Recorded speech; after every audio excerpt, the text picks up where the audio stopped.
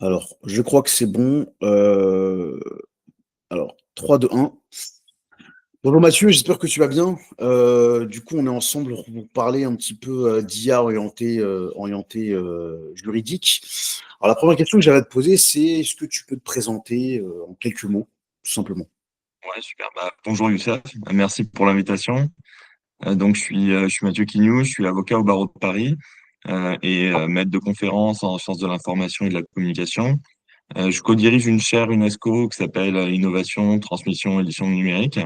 Et je suis expert pour le Conseil de l'Europe, enfin la Commission pour l'efficacité de la justice du Conseil de l'Europe depuis déjà 6 ans sur les questions d'IA dans le domaine judiciaire. Et donc, dans ma pratique, donc au sein du cabinet J&A Partners, hein, où je suis avocat, je m'occupe du pôle IP-IT et tout particulièrement des questions autour de l'IA et des nouveaux enjeux juridiques. Et on accompagne des clients hein, dans ce domaine-là. Voilà. Ok, très clair.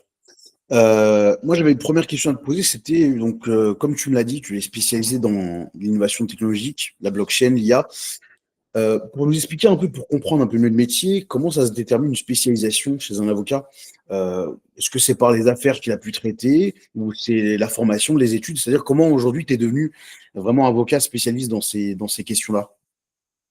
Alors, c'est un point intéressant parce que la notion de spécialiste, elle est réglementée, entre guillemets, chez nous. Et c'est des spécialités qui n'existent pas. On peut pas dire je suis spécialiste de la blockchain ou spécialiste de l'IA parce que c'est pas, voilà, conformément, en tout cas, au règlement intérieur qu'on a, on peut pas dire ça en tant que tel. Pour autant, on peut parler d'expertise. Bon, moi, en tout cas, me concernant, ça fait une dizaine d'années que je travaille aussi bien sur la blockchain que sur l'IA au niveau public. Alors, j'ai fait par exemple mon postdoc, moi, sur des questions d'IA en 2015. Et la blockchain, je travaille aussi dessus depuis 2015-2016, à travers d'abord des questions d'intérêt un peu intellectuel et scientifique.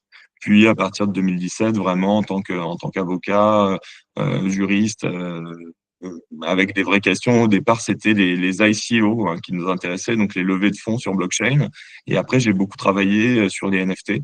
Et aujourd'hui, j'accompagne encore des entreprises parce que c'est vraiment le cœur de métier hein, d'IA, c'est la blockchain. Donc, on a pas mal de clients dans la DeFi qui ont des besoins, notamment en matière de cybersécurité et droit, en matière de données personnelles, en matière aussi d'analyse des licences de code qu'ils ont. Donc, c'est à peu près sur ces éléments-là, moi, que j'interviens. Et après, en matière de TIA, je dirais que ça fait finalement que 2, 3 ans qu'il y a des vrais dossiers en matière de TIA côté entreprise. Avant, c'était assez marginal. Il y a des questions plutôt autour des données personnelles sensibles dans le domaine médical, par exemple. Aujourd'hui, on parle vraiment de TIA dans les dossiers. Donc là, j'accompagne à la fois des modèles, des startups, des artistes, des entreprises qui veulent faire des chartes éthiques, qui ont des besoins aussi de formation autour des aspects réglementaires et IA. Donc, c'est assez varié, hein, mais ça s'est vraiment développé les 3 dernières années. Et avant, moi, je travaillais surtout pour des institutions, hein, comme je te disais, le Conseil de l'Europe, qui, eux, avaient mis en place très tôt, hein, dès 2018, une charte éthique IA. Et j'ai travaillé pour eux, notamment sur des questions de labellisation et d'opérationnalisation de la charte éthique IA. Voilà. Et je continue à être expert pour eux. Voilà. Et donc, la notion de spécialisation, pour revenir à ça, je te dis, voilà, c'est pas encore considéré comme une spécialité au sens formel du terme. Pour autant, voilà, après les clients, il y a du bouche à oreille et on peut faire valoir quand même un certain nombre d'expertises. Voilà. Puis j'imagine avec l'itération, forcément, si justement tu traites toujours les mêmes affaires sur les mêmes sujets, ben, on développe quand même une connaissance comme on a pu discuter ensemble sur les NFT, sur la blockchain, etc. Donc il y a une forme d'expertise, mais après, effectivement, au niveau justement de l'appellation, il faut effectivement revenir à la base. Mais du coup, cette base-là, aujourd'hui, toi, du coup, tu es plus avocat dans le droit des affaires, droit plutôt. Enfin, du coup, si j'ai bien compris, c'est vraiment le droit des affaires, hein, le sujet dans lequel tu exerces. C'est le droit des affaires en matière de nouvelles technologies numériques, quoi. Voilà, si on peut synthétiser. Et Ok. avec beaucoup de propriété intellectuelle et de droit de l'IT, quoi. Donc tout ce qui touche vraiment à la technique, moi comme j'ai des compétences quand même techniques aussi informatiques, et je m'intéresse beaucoup aux usages numériques, c'est à ce niveau-là que j'interviens, quoi. Voilà. Ok, En conseil, je fais des contrats, je fais ce type de choses-là, des études préalables. ok. Pour finir un peu la partie présentation, moi je voulais vraiment qu'on ait quelques éléments un peu concrets, sans vouloir rentrer vraiment dans les secrets des dieux, mais est-ce que tu peux nous raconter deux ou trois affaires un peu marquantes que tu as pu traiter, celles qui t'ont le plus challengé, le plus surpris? Voilà, je pense que c'est assez intéressant d'avoir à la fois un peu ce qui est sur le papier et puis les affaires un peu concrètes que tu as pu traiter dans ta carrière. Alors, là aussi, tu vois, je vais te répondre aussi comme avocat, vraiment de manière précise avant. Le petit disclaimer, tu vois, comme pour la spécialité, on n'est pas censé parler vraiment de nos affaires, hein. Après, pour autant, il y a des éléments qui ont été rendus publics par certains clients et qui sont accessibles aussi dans les médias. Donc, à partir de là, je peux quand même l'évoquer. Alors, moi, j'accompagne, je te disais, des modèles. J'accompagne aussi des entreprises sur leur charte éthique et sur ces questions-là. Mais je pense qu'un cas dont je peux parler, puisqu'il y a eu justement quelques papiers dessus, c'est l'accompagnement que je fais d'artistes brain rot. Alors, je sais pas si tu vois ce que c'est, les brain rot, hein, c'est des personnages faits en 3D à partir d'utilisation de l'IA, en l'occurrence ChatGPT, qui deviennent souvent très très viraux, hein, sur TikTok et qui ont donné lieu à la création de jeux vidéo parfois extrêmement réputés, hein. Le plus gros jeu sur Roblox actuellement, c'est un jeu qui s'appuie sur l'univers Brainrot. Il y a aussi des vidéos, de la musique très très virale, hein, qui existent autour de cet univers. Il y a des cartes Panini Brainrot, etc. Donc ça, c'est vraiment le dossier qui m'accapare en ce moment et que je trouve le plus intéressant. Très investi sur ça. Et donc, on a une vraie question, hein, autour de ce dossier-là, c'est finalement, est-ce que les contenus créés par IA sont protégeables du droit d'auteur? Donc, ça va dépendre des pays, c'est-à-dire, Ouais, ça a bugué un petit peu, si tu peux juste revenir à la dernière, quand tu as dit est-ce que justement, la question que tu as soulevée, il y a eu un alors petit. la Il y a eu question qu'on se pose, ouais, ok. Alors, la question qu'on se pose au niveau juridique, hein, c'est est-ce que les contenus qui sont générés par IA sont protégeables par le droit d'auteur? Ça, c'est la question un petit peu clé. Sachant que les brainrots sont à 95% vraiment créés exclusivement par IA, enfin exclusivement par IA, de manière assistée par IA, hein, c'est-à-dire que les artistes vont faire des prompts, ils vont faire de la curation, ils vont choisir parfois le nom eux-mêmes, ils vont faire plein d'ajustements, mais c'est fait à travers justement le ChatGPT, quoi. Et c'est des personnages qui parfois sont extrêmement viraux. Quand je parle d'une extrême viralité, on parle de dizaines, centaines de millions de vues, des peluches qui sont créées, des parcs d'attractions la question, hein. Il y en a en Italie, il y en a en Indonésie, il y en a un petit peu partout, des trucs qui apparaissent, des comédies musicales. Donc, il y a énormément de choses. Et donc, autour de ça, il faut savoir que le droit est pas forcément le même dans tous les pays. Euh, En Italie, ils viennent de créer une loi, par exemple, qui va vraiment permettre quand même très largement de protéger les œuvres créées par IA, par le droit d'auteur, donc avec des critères qui sont assez souples. En Chine, ça fait déjà 2, 3 ans qu'ils acceptent la chose à partir du moment où les prompts sont assez détaillés. En France, c'est un peu le flou artistique et on s'est plutôt intéressé aux questions de l'entraînement des modèles à partir d'œuvres. La focale a été sur ça, en se disant, bon, il faut quand même protéger les artistes qui se font dépouiller par les modèles d'IA et qui sont dans les datasets et qui savent même pas qu'ils y sont. Et aux États-Unis, la question se pose à travers le copyright, où il y a finalement, globalement, des difficultés pour avoir un copyright quand on est avec une œuvre qui a été générée par IA, même s'il y a des éléments qui sont protégeables à travers le copyright quand on est sur des œuvres un peu composites, avec une partie qui a été faite à la main, ou un nom qui a été vraiment créé et qui est très original. On va avoir une forme de protection, mais elle est partielle, elle ne va pas englober forcément tout le personnage. Donc, on est face à cette complexité-là, et c'est fascinant en fait d'avoir ces discussions avec des avocats ou des boîtes souvent assez importantes à l'international. Donc là, c'est quand même, moi je me régale autour de ça, et je pense qu'il devrait y avoir aussi peut-être une approche au niveau français, hein, pour attirer les artistes qui utilisent l'IA pour vivre de leur art et leur créer un socle juridique qui serait sécurisé et qui leur permettrait quand même concrètement de savoir ce qui est protégeable, ce qui l'est pas et comment le valoriser. ce qu'est en train de faire l'Italie, hein. Je pense qu'on devrait vraiment s'inspirer d'eux là en la matière. Surtout qu'il y a une histoire vraiment de protection des artistes en France et de créativité juridique pour cet accompagnement-là. Moi, j'aimerais vraiment que ça se débloque à ce niveau-là. Le message est passé. Surtout, en fait, moi, je pense, c'est marrant parce que je vais faire un post là-dessus jeudi prochain. Il y a cette question, en fait, qu'aujourd'hui, l'IA remplace l'humain de manière assez importante. Je le dis pas par effet de mode, hein, vraiment, c'est qu'aujourd'hui, moi, je travaille dans le SEO, donc du coup, je rédige aujourd'hui 100% de mes contenus via l'IA. Je les fais relire via un agent. Je les fais publier via un agent. Donc, en fait, toute la chaîne de valeur, en fait, elle est remplacée. Et pareil, aujourd'hui, mes posts LinkedIn, qui fonctionnent de mieux en mieux, ben, je les fais relire par une IA. Je les enrichis toujours par une IA, etc. Et je pense que demain, en fait, cette idée de confier à l'IA les réseaux sociaux va se généraliser. Il y a, je sais plus qui, quelqu'un qui parlait justement du retour un peu des mascottes, c'est-à-dire en fait, on va en fait voir de plus en plus ben, des mascottes d'entreprises qui seront en ligne et qui seront de plus en plus en fait autonomes. Et du coup, ce flou juridique, il faut qu'il soit effectivement levé très vite parce que ça va se généraliser. Tu parles de l'Indonésie, d'autres pays. J'ai l'impression qu'en France, tu me donnes ton avis, mais j'ai l'impression qu'en France, on est peut-être un peu en retard sur cette question de brain rot.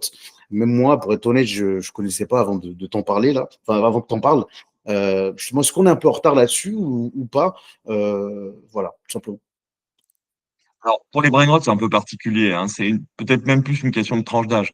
C'est-à-dire que si t'as pas entre 8 et 15 ans ou que t'as pas un enfant entre 8 et 15 ans, normalement, les brain rot, tu connais pas. C'est tout à fait normal. Le contraire serait plutôt inquiétant. Je suis Voilà. rassuré. Mais ouais, et la France, bon, alors il y a quand même, c'est un phénomène qui touche la France. Moins, je pense que d'autres pays. L'Italie est très, très, très portée sur ça. D'ailleurs, ça s'appelle des Italian brain rot. L'Indonésie aussi, parce qu'il y a justement des artistes que je représente qui est très connu et qui est indonésien. Ça touche aussi pas mal l'Amérique latine, hein. On a un artiste notamment au Brésil qu'on accompagne, et les États-Unis sont extrêmement fans. Ça a vraiment touché les grosses plateformes de jeux vidéo et il commence à y avoir des choses très très très importantes aux États-Unis. En Chine aussi, ça marche, hein, que ce soit pour l'export, mais aussi en interne. Mais ouais, États-Unis, ça reste le gros marché, hein, pour les brain rot, ça c'est sûr. Et puis globalement, bon, c'est voilà, au-delà de la tranche d'âge, c'est quand même voilà un endroit où généralement quand les tendances prennent, ça prend souvent aussi de là-bas. Très intéressant.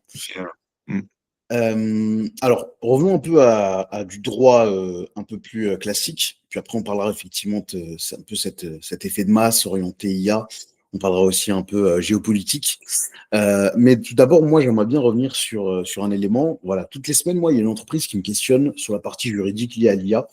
Est-ce que ça dit très rapidement qu'on balaye ensemble quelques questions basiques, histoire de rentrer dans le vif du sujet? Ok. Alors voilà, donc je suis un site e-commerce et je génère une bannière ou une pub via une IA. Est-ce que j'ai le droit juridiquement d'utiliser ce visuel? Du coup, qui est considéré comme l'auteur, c'est-à-dire je l'ai fait avec OpenAI. Du coup, est-ce que c'est OpenAI ou est-ce que c'est moi qui diffuse justement cette pub? Voilà, qu'est-ce qu'on peut répondre à ce e-commerçant? Alors, je pense que c'est une vraie bonne question. La première chose, hein, qu'on va se demander, c'est bon, allez, on va regarder les conditions générales de vente et les licences de ces plateformes. Donc, si la plateforme, comme généralement OpenAI le fait, ou en tout cas dès qu'on est premium sur une plateforme, on va avoir en fait la possibilité de réutiliser le contenu. Alors, ils vont pas nous céder la propriété intellectuelle, ou en tout cas, ils vont pas en retenir. C'est-à-dire que eux, ce qu'ils vont dire généralement, c'est la tournure qu'on retrouve sur la majorité des plateformes d'IA générative, c'est nous ne conservons aucun droit de propriété intellectuelle et considérons que s'il y en a un, il est à vous. C'est un petit peu ça la logique, dès lors qu'on est premium. Quand on n'est pas premium, ils vont généralement être dans une logique où ils vont dire qu'on peut l'utiliser à des fins non commerciales, mais qu'on n'a pas de droit particulier et que si on veut l'utiliser par ailleurs, eh ben, il faut payer en premium, quoi. Donc après, est-ce qu'on est auteur de ce contenu-là? Bon, j'ai envie de dire, quand on fait une bannière, si on la fait même à la main, hein, sur, je sais pas, InDesign ou sur Canva ou je ne sais quoi, bon, bah déjà, si c'est sur Canva, on va se poser la même question que sur ChatGPT parce que là aussi, il y a des conditions générales bien spécifiques. Sur Adobe, non, ça se posera différemment. Dès lors qu'on a payé la licence au départ, on est à peu près bon, hein, pour tout. Mais bon, la question qui va se poser, c'est que bon, notre bannière, elle va être finalement assez standard. Il n'y aura pas d'originalité particulière, vraisemblablement. Ça peut arriver, hein. Mais est-ce qu'il y aura suffisamment d'éléments pour être protégé par le droit d'auteur? En tant que tel, c'est pas sûr. Après, si on a vraiment eu une tournure très particulière dans le phrasé, et qu'on développe quelque chose d'un petit peu nouveau à ce niveau-là, ça peut peut-être être protégeable. Et voilà, ça s'arrête là. Et après, il y a un autre point qui est celui des bases d'entraînement.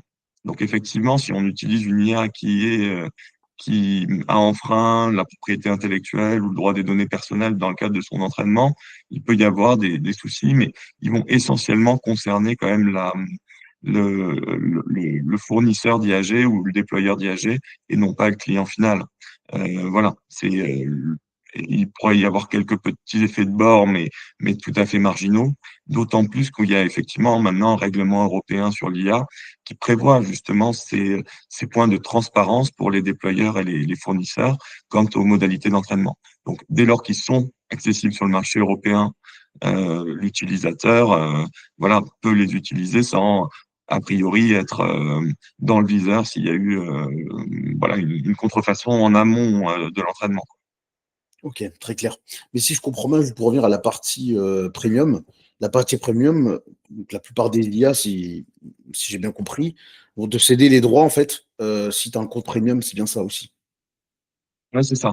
Alors, Ok, il y a une chose qu'ils peuvent pas céder, c'est que, par exemple, si ce qu'on sort comme contenu, l'output qu'on a, est très proche d'un contenu qui a été créé par un tiers, là, il faut être quand même vigilant. C'est-à-dire que même si l'IA fait tout, enfin, le modèle d'IA a été construit très proprement avec les droits, si on a deux images qui sont quasiment identiques, une qui préexiste, qui était dans le modèle d'entraînement, dans le dataset, et une qui sort qu'on a générée, là, on a un problème. On est contrefacteur, hein, parce qu'on va comparer l'image de base et l'image en sortie, même si l'entraînement a été fait proprement.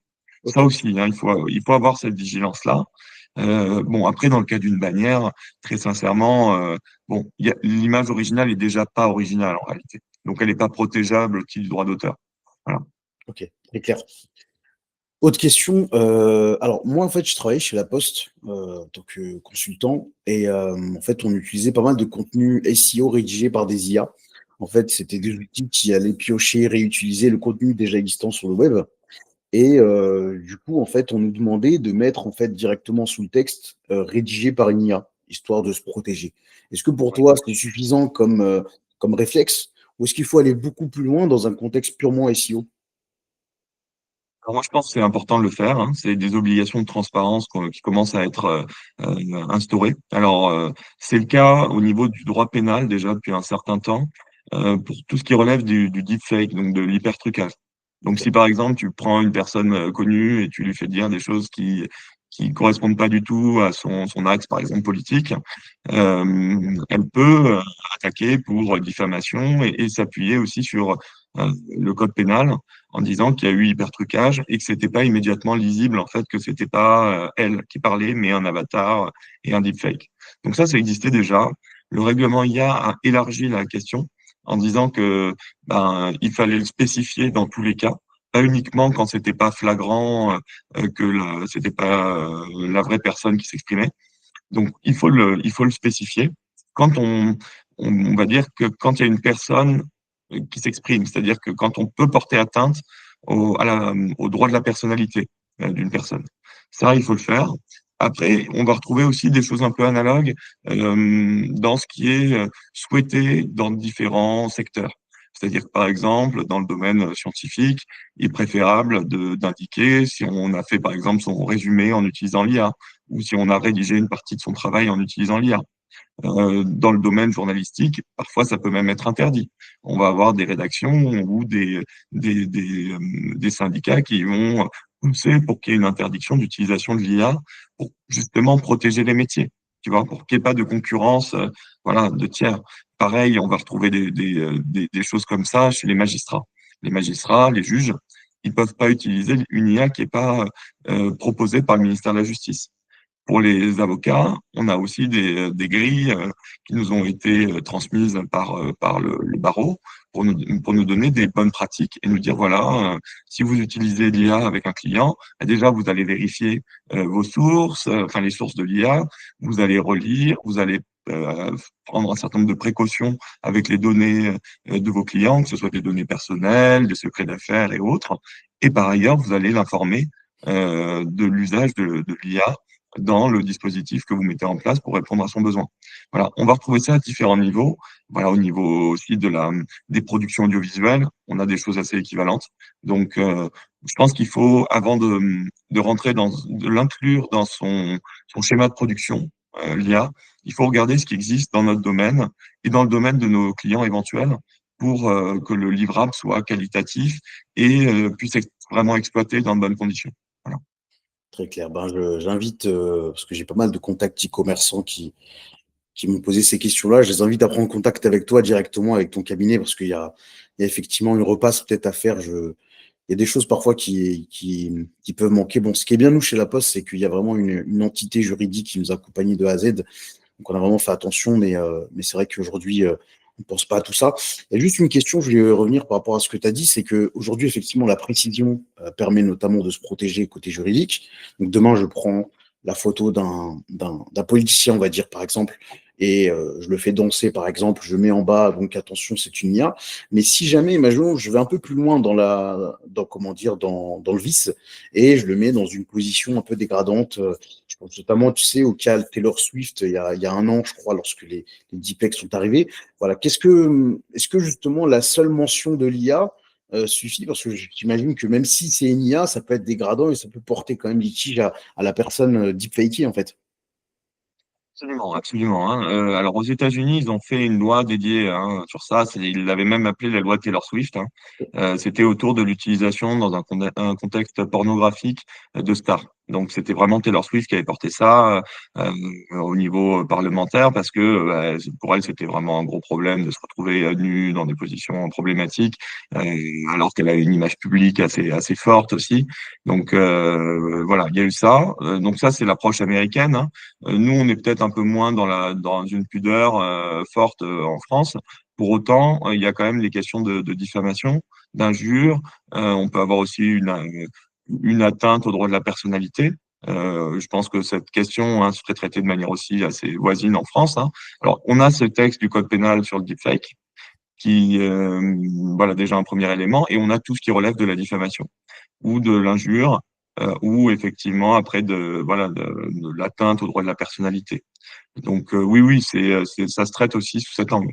Ok. Après, on va retrouver des cas où on a quand même des exceptions, comme l'exception de parodie ou des choses comme ça, où on va pouvoir réutiliser même des œuvres de personnes, où on va pouvoir aussi tourner en dérision des politiques dans certains cas, un peu à la manière des guignols de l'info à l'époque, hein, qui avaient souvent des procès, mais s'en sortaient quand même souvent assez bien à travers ce type d'exceptions-là, qui sont aussi très importantes en matière de liberté d'expression. Donc, on va avoir en fait cet équilibre à trouver entre les droits de la personne et la liberté de la presse, liberté d'expression.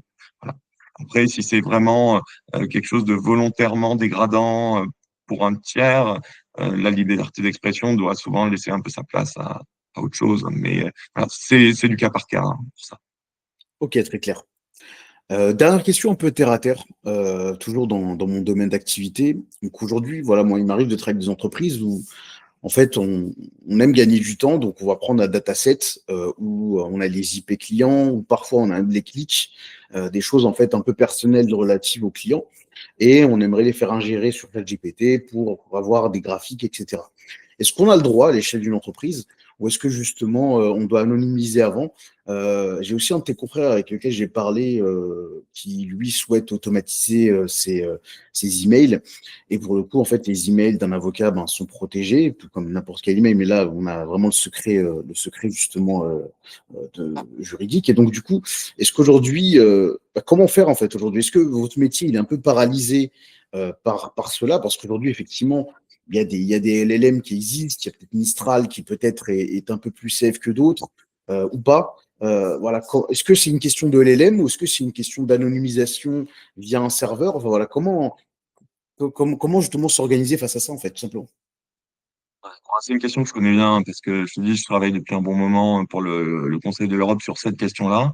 Et par ailleurs, j'accompagne aussi des startups du droit depuis un petit moment qui utilisent l'IA. Et on a cette pratique aussi au cabinet. Donc, je vois bien l'enjeu, hein. Alors, première chose, sur ta première question qui va au-delà, hein, des métiers du droit, hein, quand on va finalement mettre dans son prompt des données qui peuvent être confidentielles pour, par exemple, un client ou des données personnelles. Pour ce qui est des données personnelles, il faut l'accord du client, hein. On peut avoir son consentement, il peut dire OK, pas de problème, vous pouvez utiliser ChatGPT avec mes données personnelles. J'ai envie de dire, c'est son problème, entre guillemets, hein, si lui est d'accord. Après, il y a des cas un peu particuliers où on va parler d'intérêt légitime. C'est par exemple ce qu'on va retrouver, alors, par exemple, tu vois, on parlait de LinkedIn, on est à chez de LinkedIn, ils ont fait évoluer leur politique de données personnelles, leurs conditions générales pour permettre l'entraînement à partir de données clients d'IA, parce que bon, ils sont liés à Microsoft. Donc ça, c'est des choses qui se posent. Et donc l'intérêt légitime, c'est une des bases légales qui permet justement de collecter et traiter les données. Donc, et c'est une base légale qui a été, donc la CNIL l'a rappelé, qui est, selon la CNIL, assez adaptée pour l'IA. Donc, il y a une possibilité quand même assez large de moissonnage, hein, avec l'intérêt légitime. Bon, ça, c'est le premier point. Par contre, pour ce qui est des secrets d'affaires et des données confidentielles d'entreprise, là, non, non, non, il n'y a pas de, la loi prévoit rien, il faut être extrêmement vigilant. Alors, la vigilance, elle se traite en réalité au niveau technique plus qu'au niveau juridique. Moi, enfin, c'est mon approche, hein. Donc, il y a plusieurs manières de faire. La première, c'est déjà d'avoir des modèles qui tournent en local. Tu prends des modèles préentraînés, tu les mets en local, et du coup, il n'y a rien qui est utilisé pour du renforcement d'une IA. Les données sont en local et il n'y a pas de problème. Ça, c'est la première approche. Après, on n'a pas toujours les sous pour avoir un système qui tourne en local de manière un peu performante. Donc, ce qu'on peut faire, c'est anonymiser en local les données, s'assurer qu'elles sont vraiment anonymisées, hein, et pas simplement pseudonymisées, que ça va poser de problème à personne, ni en termes de données personnelles, ni en termes de secret. Et ensuite, faire notre tambouille sur une IA qui peut être Mistral ou autre, une IA accessible sur Internet qui a bon, déjà une politique de réutilisation qui peut être plus ou moins large, mais en tout cas qui pourra pas forcément tirer grand-chose. Mais il faut partir du principe que si il y a des informations qui sont secrètes ou confidentielles et qu'on les met sur un système d'IA, c'est problématique. Alors après, on a quand même des systèmes d'IA qui vont nous dire oui, mais si vous prenez un abonnement pro, on va pas renforcer notre modèle avec ça. OK sur le principe. Moi, je pense que c'est quand même préférable que ce soit indiqué comme ça. Pour autant, il faut avoir une confiance quand même relative. Heu, voilà, si on est avec des clients qui ont des vrais secrets d'affaires, secrets de fabrique, secrets défense, faut pas y toucher parce que, voilà, ces entreprises-là sont quand même souvent américaines et si au niveau des États-Unis, il y a une astreinte ou qu'ils ont une demande particulière pour révéler ce type de données-là, ben, ils vont prioriser cet aspect-là par rapport à leurs obligations contractuelles. Et on a déjà vu ça avec ChatGPT, donc faut être vigilant, hein, vraiment vigilant. Très clair. Bah, merci en tout cas pour la richesse de tes réponses et encore une fois, je pense que c'est vraiment intéressant que les personnes puissent, ne serait-ce que déjà prendre des notes parce que vraiment c'est un sujet très important en ce moment. Je vois pas mal de, comment dire, d'erreurs en entreprise en tant que consultant, sans même connaître le sujet, aussi bien que toi. Donc, j'invite encore une fois les gens à prendre contact avec toi, ne serait-ce que pour essayer d'auditer un peu et de voir leur pratique. C'est assez important et on va vers vraiment quelque chose d'un peu complexe si jamais on prend pas les bonnes mesures. Tu parlais un peu des États-Unis, j'en profite pour faire une transition sur une question un peu plus macro. Donc aujourd'hui, donc je travaille avec des structures étrangères et elles ont accès, donc, comme je te l'ai dit, aux dernières features proposées par Google, OpenAI et Anthropic, des Indiens, des Maghrébins, etc. Et en France, malheureusement, moi, je me retrouve un peu bloqué parce que, en fait, en France, on peut pas faire ce qu'on veut, ce qui est bien sûr très positif. Nos données sont protégées, mais Moi, vu que certaines features sont très stratégiques pour moi, bah, je suis obligé un peu de contourner avec un VPN pour utiliser, par exemple, tel agent côté Google ou tel agent côté OpenAI. Et du coup, en fait, j'ai l'impression, moi, qu'en France, on a un peu les défauts de nos qualités, un excès de prudence qui nous bride, et du coup, en fait, on accumule une dette technologique. Qu'est-ce que tu en penses, voilà, en tant qu'avocat? Je pense que tu as une position un peu neutre entre effectivement nous, les experts un peu digitaux qui veulent absolument avoir accès aux features et les clients derrière qui peuvent être victimes un peu de leur comment dire, de leur propriété privée qui serait volée. Qu'est-ce que tu en penses, toi, à ton échelle? Alors, bon, moi j'aime beaucoup utiliser l'IA, hein, ça c'est sûr. Je le fais quotidiennement et comme je te disais, je protège aussi des artistes qui commencent à avoir une vraie notoriété grâce à des créations IA. Donc ça c'est une chose. À côté de ça, je suis aussi infiniment attentif au respect des droits fondamentaux. Pour moi, c'est quelque chose d'essentiel, de conserver quand même le curseur au niveau de la protection du citoyen et de ses droits, notamment au niveau des données personnelles, tout particulièrement des données sensibles, biométriques. Et à côté de ça, aussi au niveau de la protection des droits d'auteur autour de l'entraînement des IA à partir de. Donc ça, c'est deux choses sur lesquelles je suis vraiment assez intransigeant quand même. Et après, je pense qu'il y a aussi des risques pour les métiers. Je pense qu'il y a des métiers qui peuvent être vraiment fragilisés si on généralise l'utilisation de l'IA. Donc ça aussi, je pense qu'il y a bon, il y a un point de vigilance à avoir au niveau étatique autour de ça. Ensuite, que te dire? Je pense la réglementation IA, elle est peut-être même pas, moi je trouve, assez ferme par rapport à ce qui aurait pu être espéré par rapport à ces modèles d'IA. Elle a l'avantage quand même de protéger quelques droits fondamentaux, d'inviter quand même à un enregistrement des modèles, à inviter les entreprises à une réflexion de fond à travers des chartes éthiques, à travers des analyses d'impact en matière de droits fondamentaux. Donc, je pense qu'il y a quand même un équilibre qui peut être trouvé à travers ça. Après, est-ce que ça va baisser la compétitivité européenne de ne pas pouvoir utiliser les mêmes modèles? C'est une hypothèse, hein, je ne vais pas dire le contraire. Après, il y a quand même aussi une réalité, c'est-à-dire que on est sur c'est des modèles qui vont être entraînés quand même sur des données personnelles de vrais gens. Si elles ne le sont pas sur bon, après, bon, il y a énormément de risques à ça. Le premier risque aussi que je vois, c'est au niveau linguistique. C'est-à-dire que si les modèles sont entraînés que sur du contenu en anglais et qu'ensuite on a des traductions qui sont faites vers le français, on va avoir un gros souci. Et on commence à l'avoir. J'ai été allé faire une formation au Congo pour l'UNESCO auprès de juges euh, congolais.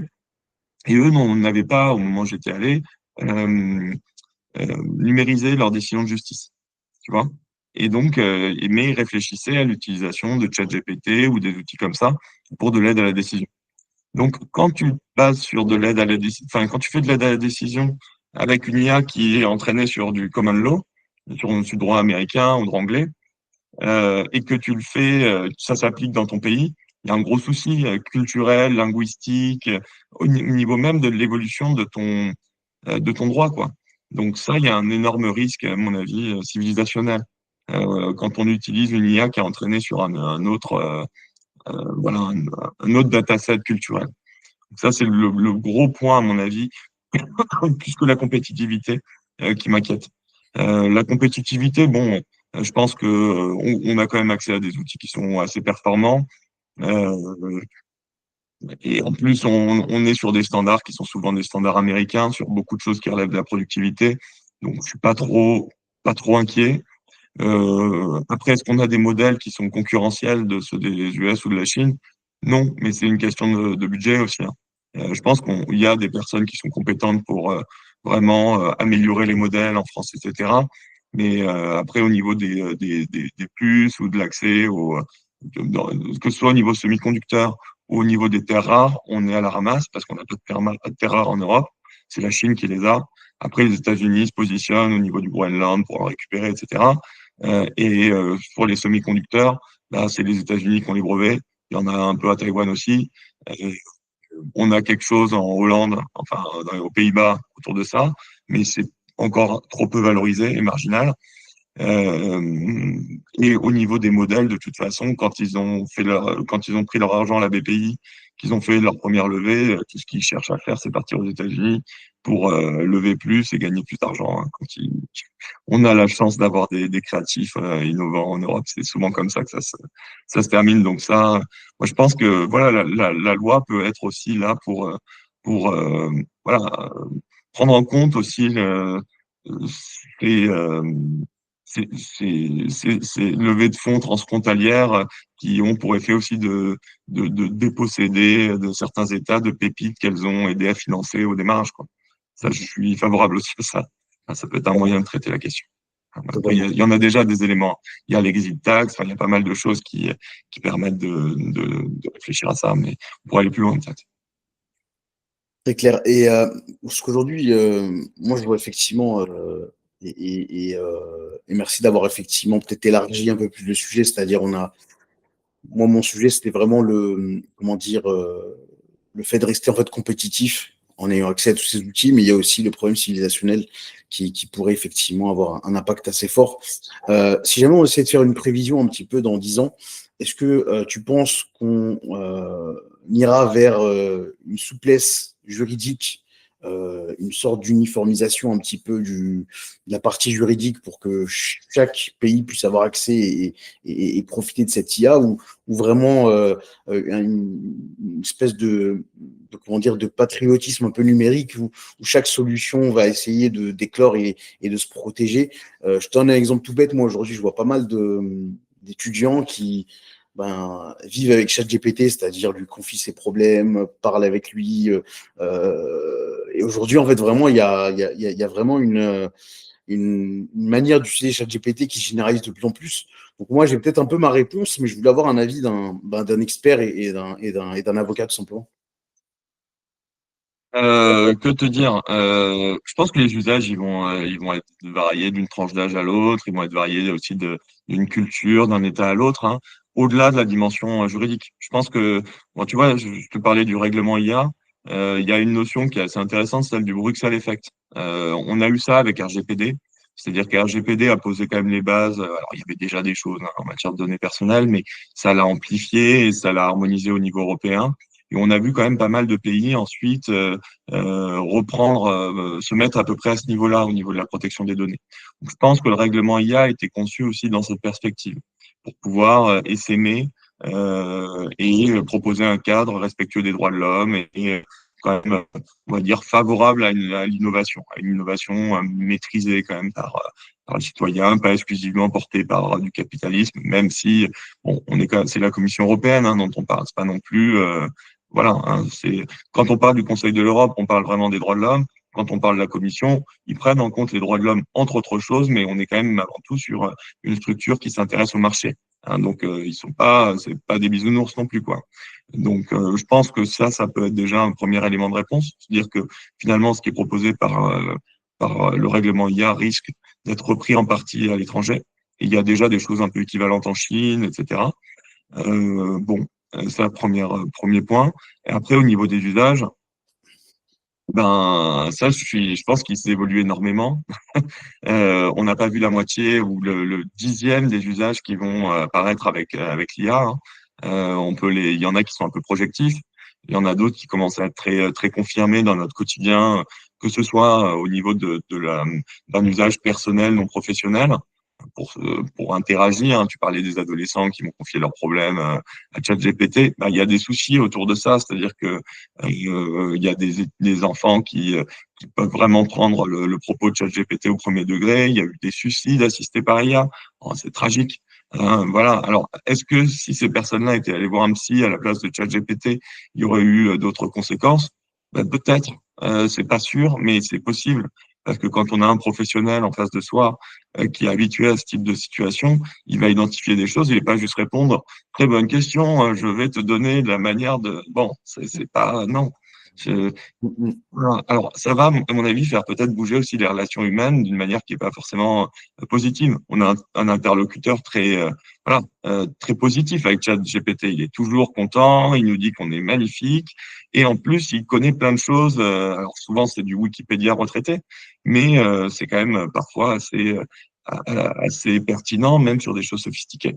Donc, je ne peux pas te répondre. Je pense que on verra bien et il faudra accompagner tout ça et anticiper des risques. Et quand certains risques qu'on n'a pas anticipés apparaissent, eh ben, trouver des solutions viables. Voilà. Je pense effectivement que la question, on a commencé par la partie plutôt technologique et orientée business, et maintenant aussi la partie juridique, mais elle est aussi philosophique, sociétale et même paradigmatique. C'est-à-dire aujourd'hui, il y a toute cette question, vraiment la place de l'IA dans la société, comment aujourd'hui effectivement la verrouiller, comment où la mettre par rapport à nos vies. Mais ça, ça fera peut-être l'objet d'un autre podcast. Revenons un peu sur des questions un peu plus basiques.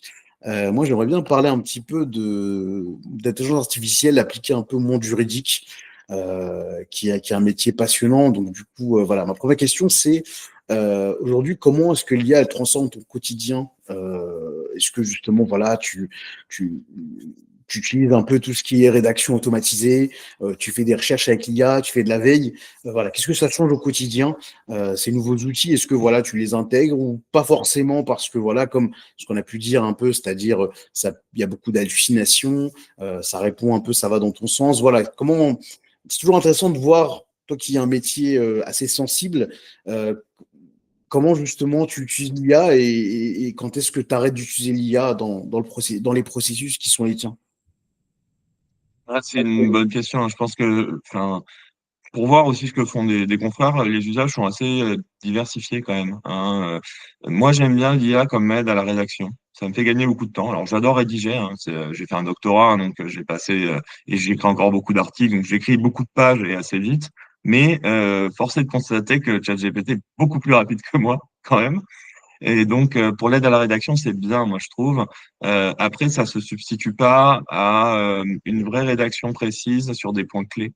Euh, mais moi, c'est un interlocuteur. Alors, généralement, hein, j'utilise l'IA que avec des clients qui sont déjà qui ont une vraie connaissance déjà de l'IA et avec lesquels j'ai parlé de cet usage-là au préalable.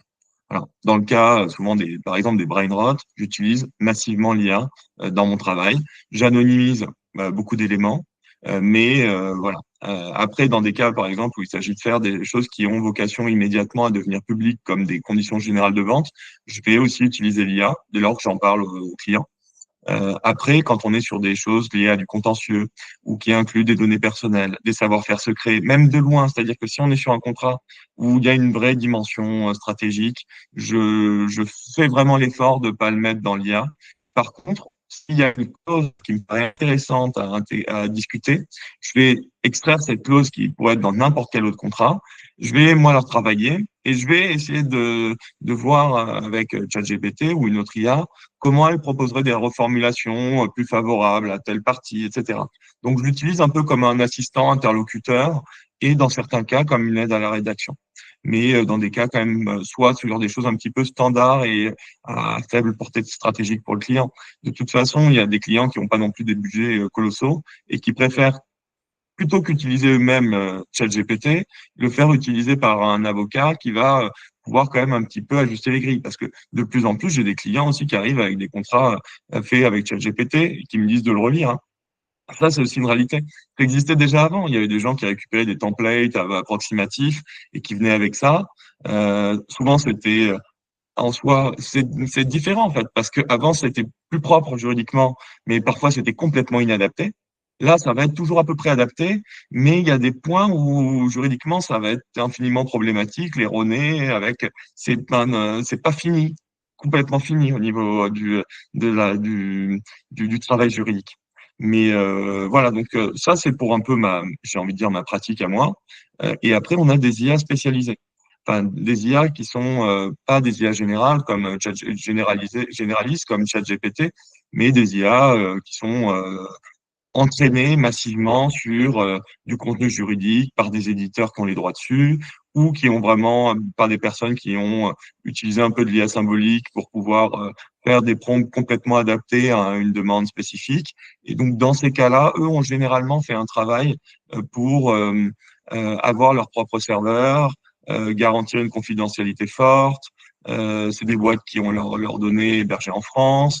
Il y a parfois même des propositions autour de l'anonymisation de la donnée. Donc, c'est plus sécurisant.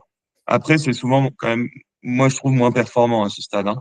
Ça, c'est bien pour certains usages spécifiques qui sont en plus des usages à forte valeur ajoutée. Mais dans une approche un peu massive, quotidienne de l'IA, c'est clairement moins performant, faut pas se leurrer, hein. À ce stade, hein, ça peut évoluer encore, mais et après, bien sûr, je te disais, il y a un guide de bonne pratique des avocats. Moi, je rejoins tout ce qui a été mis dedans, je trouve ça tout à fait pertinent. La question de dire, bah, faites attention aux sources qui sont proposées, vérifiez que vous n'avez rien manqué, gardez en tête que vous êtes responsable. C'est vous qui proposez ça au client, c'est pas, vous n'allez pas dire à ChatGPT s'est trompé. Non, non, c'est vous qui avez le dernier mot. Et voilà. Donc après, moi, je trouve que c'est pertinent, performant, mais ça doit être complètement contrôlé, maîtrisé, et l'usage doit être quand même transparent vis-à-vis des clients. Voilà. Est-ce Et les qu'en clients doivent, à mon avis, progressivement aussi comprendre que c'est pas parce qu'on utilise ça que le travail a moins de valeur, doit être facturé moins. Alors, dans certains cas, oui, mais c'est pas du tout systématique. Et parfois, justement, même l'usage de l'IA permet d'aller au-delà de ce qu'on pouvait faire avant. Moi, je l'ai vu dans pas mal de cas. C'est très intéressant. C'est très intéressant. Voilà. Mais il faut savoir bien l'utiliser. Moi, là, je vois que sur certains livrables, certains projets, quand j'utilise l'IA, c'est vraiment mieux que si j'étais seul. Voilà. Le faire à deux, ben, en fait, on a un vis-à-vis et qui devient en plus de plus en plus qualifié plus on l'utilise, hein. Euh, donc, c'est pas mal aussi. Voilà. Problème du renforcement. Si on l'a renforcé avec des données clients, là, c'est un problème. Mais si c'est un renforcement d'expertise et qu'on est prêt à partager ça à travers une forme d'avatarisation relative qui est possible, c'est acceptable. Voilà. Et bien placer le curseur, c'est complexe, hein, franchement, et dans les professions réglementées, ça l'est encore plus. Bon, moi, j'ai la chance d'avoir travaillé sur ça depuis 6-7 ans, donc je sais à peu près ce que je peux faire, pas faire. J'ai participé à peu près à tous les travaux possibles sur la définition des règles juridiques, des chartes éthiques ou autres sur ça, donc je peux me positionner, quoi. Mais pour certains qui utilisent de manière un peu approximative l'IA, ont pas trop suivi les travaux euh, en matière réglementaire, je pense que ça doit être un casse-tête. Surtout quand ils voient leurs stagiaires qui foncent à toute blinde en utilisant ça, ils doivent être complètement paniqués. Je les comprends. Voilà. Très clair, justement, je vais poser la question, mais plutôt à l'expert technique, vu qu'effectivement, tu maîtrises pas mal de sujets autour de la blockchain, autour de l'informatique plus globalement. Est-ce que justement, il y a des IA que tu préconises dans le cadre de ton métier par rapport à d'autres? Alors, tu as le droit peut-être de ne pas me répondre, parce que sinon, peut-être ça fait de la pub à telle IA ou par rapport à une autre, mais voilà, est-ce que tu préconises, ou même peut-être que c'est des agents avec des workflows type N8N? Enfin, voilà, qu'est-ce que tu utilises clairement comme outil et que tu valides clairement en fait par rapport à d'autres? Alors, tu me parlais tout à l'heure de ton client là qui veut entraîner l'IA, enfin entraîner l'IA à partir de ses mails. Bah, ça, typiquement, je te déconseille. Je déconseille absolument, quoi. Enfin, je te disais, moi, je mets pas des données confidentielles de clients, etc., n'importe où. Si il le fait à travers un système qui est en dur, en local, oui. Mais à partir du moment où c'est pas du local, ça, il faut pas faire ça, quoi. C'est un gros problème. Voilà. Donc ça, je déconseille. Après, pour ce qui est de l'usage un petit peu, moi, je pense qu'il faut un peu les deux. C'est-à-dire idéalement, il faudrait avoir trois possibilités. Il faudrait avoir une IA généraliste. Moi, franchement, je trouve que la plus performante aujourd'hui, hein, c'est ChatGPT, de très loin. Après, on peut avoir des avis divergents, ça peut évoluer, etc. Mais aujourd'hui, c'est la plus performante, On c'est est clair. d'accord. Il y a peut-être Copilot de Microsoft qui est pas mal, mais peut-être pas pour les professions réglementées parce que ça vient drainer de la donnée. Donc, faut voir. Pour certains usages, oui. Des choses d'automatisation avec l'accord du client sur un gros projet, oui. Mais ça peut être même mieux. Et après, il y a les IA spécialisées. Donc là, il y en a vraiment beaucoup de pas mal qui sortent en juridique parce que les éditeurs juridiques ont fait vraiment un bond en avant à ce niveau-là et ont réussi à faire des entraînements à partir de leur dataset. Les éditeurs juridiques sont maintenant bien meilleurs que ce qu'on appelait les legal tech, donc toutes ces petites boîtes qui avaient levé des fonds et qui avaient eu pour seul finalement fait d'armes d'avoir fait du langage naturel là où les autres travaillaient sur une approche plus symbolique, sémiotique, voilà, sémantique. Si tu veux, c'était plutôt une approche par le mot-clé, etc., et la date, alors que les autres sont arrivés avec du langage naturel et ils ont réussi à récupérer un marché. Aujourd'hui, c'est plus le cas, les éditeurs sont meilleurs et en plus, ils ont la base de données au niveau des, des, des textes scientifiques, ils ont des analyses précises de toutes les décisions de justice, donc c'est clairement plus sophistiqué. Donc ça, je pense qu'il faut aussi aller vers ça. Et après, pour les choses qui peuvent être très confidentielles, mais où une automatisation est nécessaire, je dirais pour ce qui relève de ce qu'on appelle par exemple les due diligence, quand on a des quantités phénoménales de documents juridiques à traiter et à formater, et à ranger au bon endroit, identifier des petites choses comme ça. Là, moi, j'aurais tendance à préconiser un petit investissement pour avoir sur un poste en dur, limite pas connecté à Internet, une IA qui tourne à laquelle on peut faire manger de la donnée confidentielle. Très clair. C'est très clair et effectivement, même si voilà, aujourd'hui, moi, ma vision, elle est plutôt orientée consultant SEO. Bah, je m'associe effectivement à l'idée d'avoir vraiment ces trois vraiment éléments de travail. ChatGPT, clairement, c'est le plus poussé, le mieux entraîné. Donc là, il y a aucun doute. Les IA orientées très spécialisées, moi aussi, j'en utilise dans le métier. Et après, la partie locale, elle est essentielle. Donc, c'est très clair. Merci beaucoup pour ton temps. Où est-ce qu'on peut te trouver? Comment on peut te contacter? Histoire de poursuivre un peu les chances s'il y a des personnes qui veulent voilà, avoir des conseils et autres. Je suis très actif sur LinkedIn, donc n'hésitez pas à m'ajouter sur LinkedIn. Et sinon, il y a le cabinet DNA Partner où je suis associé. Vous pouvez tout à fait m'envoyer un mail. Il y a mon numéro de téléphone accessible, mon mail. Vous n'hésitez pas, je suis à votre dispo pour discuter. Voilà, Parfait. Ben, merci beaucoup. Merci pour ton temps et à très bientôt. super. Merci.